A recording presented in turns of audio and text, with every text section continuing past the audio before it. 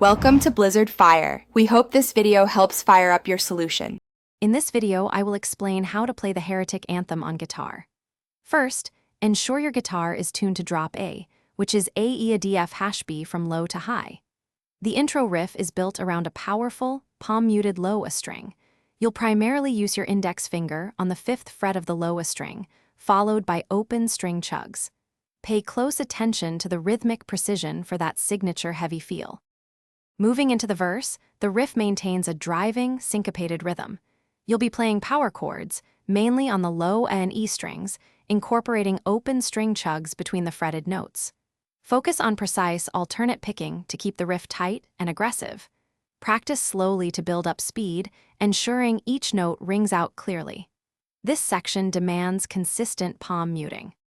The chorus offers a slight change in feel, with a more open and slightly melodic chord progression. It still retains the song's heavy foundation, but allows for a bit more breathing room. The bridge then introduces a rhythmic shift, often with a half-time feel, creating a powerful build-up. Pay attention to the dynamics here, as they are key to the song's intensity. For the solo, expect fast alternate picking runs and some aggressive whammy bar techniques like dive bombs. Break it down into smaller phrases and practice them slowly before attempting full speed. The outro brings back the main riff, culminating in a powerful, sustained final chord. Consistent practice with a metronome will help you master the speed and precision required for this anthem. Thanks for watching. If you found this helpful, don't forget to like and subscribe.